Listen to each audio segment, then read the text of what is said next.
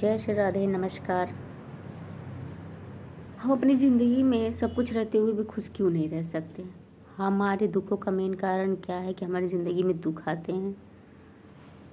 तो दोस्तों, हमारी ज़िंदगी में दुख आने का मेन कारण जो है वो हमारा मन है। मन जो एक चीज़ से कभी संतुष्ट नहीं होता। आज ये है, कल वो है, मतलब कुछ ना कुछ अगर हम पाते रहें, लेते रहें, तो भी मन को हम संतुष्ट नहीं कर सकते हैं। वो अभिलाषाएं बढ़ती रहती हैं कि चलो ये लो, ये लो, ये लो। और वही हमारे दुखों का मेन जड़ होता है, आपका लालच। जितना ज़िंदगी में लालच होगा उतना दुख बढ़ेगा। तो दोस्तों, लालच अगर कम है, धैर्य है, किसी चीज़ की आसक्ति नहीं है आपकी ज़िंदगी में, तो आप सुखी हैं। अगर यदि लालच है तो दुखी हैं। फॉर एग्ज़ाम्पल, जैसे आपने 4 कपड़े लिए, ठीक, सोचा आज ले ले, कल ले ले, लिख ले, और चलो फिर परसों नहीं लेंगे। फिर आपने कुछ नया कलेक्शन देखा, फिर आप सोचेंगे कि नहीं ये लो, इसके बाद नहीं लेंगे।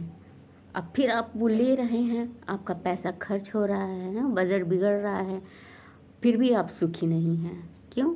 क्योंकि आपकी इच्छाएं, जब तक आपकी इच्छाएं शांत नहीं होंगी, जिंदगी से दुख नहीं जाएगा। इसलिए अपनी इच्छाओं को कम कीजिए। कहते हैं ना, जितनी कम इच्छा उतना इंसान सुखी। और ये बात सच है। अभी आपकी किसी चीज़ की अभिलाषा ना रहे, पाने की या उसे खरीदने की, तो देखिए आप सुखी सुख रहेंगे। और यदि आपकी अभिलाषाएं बढ़ गई ना, तब दुखी दुख है। मतलब इस इंसान की ज़िंदगी क्या है? ये तो इच्छाओं पे सभी नियंत्रण नहीं रख सकते, बात सही है। मतलब इंसान की ज़रूरत है तो हर चीज़ की ज़रूरत है। और तो बड़े बड़े संत ही हैं जो अपनी इच्छाओं पे काबू कर पाते हैं, वरना आम इंसान तो आज ये है, कल वो है, बीवी बच्चे, दुनियादारी। लेकिन आप खुद अपने लिए सोच कर देखिए। अगर आप अपने लिए अपनी इच्छाओं का थोड़ा सा दमन करेंगे, सुखी रहेंगे। हमारी ज़िंदगी का दुख का कारण यही है कि हम कभी संतुष्ट नहीं रह पाते हैं। अगर आप संतुष्ट हैं तो झोपड़ी में भी बड़े से बड़ा सुख आ सकता है, और यदि आप असंतुष्ट हैं तो दुखी दुख है। मतलब इंसान उतना ही सोचे कि जितना खा ले, चल जाए, किसी को खिला दे, ज़रूरतमंद की सहायता कर दे, तब तो ठीक है। नहीं तो बिग प्रॉब्लम इन लाइफ। ये सबके साथ होता है, सच बात है। लेकिन अभी हम अगर अपने मन का अनुभव बताएंगे तो आप शायद मजाक समझेंगे ना। पहले मैं भी ना एक चीज़ आती दूसरी चीज़ के लिए प्रयास करती थी।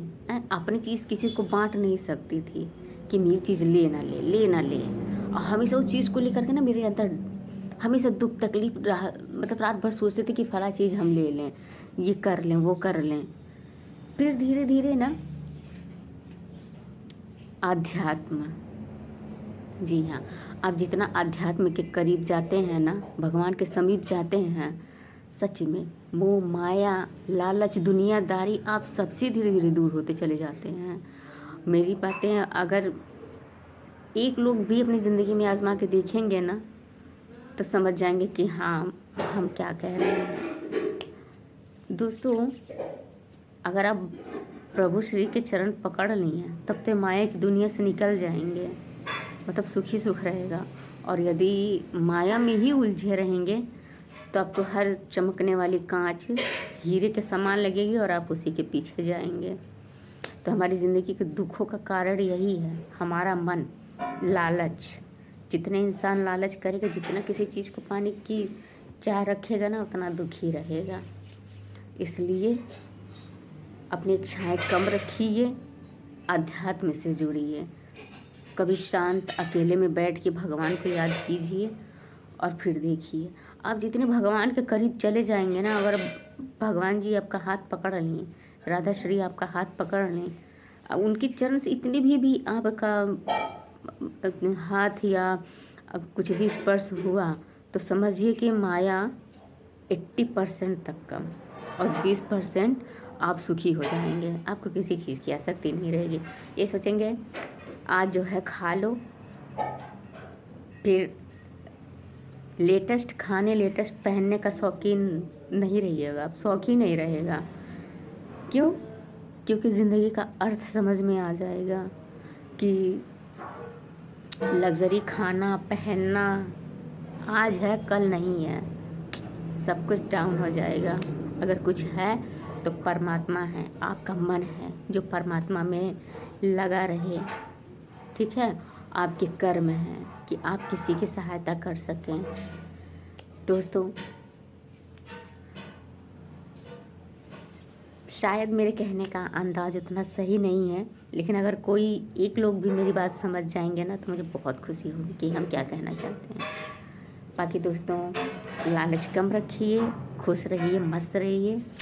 जय श्री राधे। और मुझे भी अपना प्यार देते रहिए बस।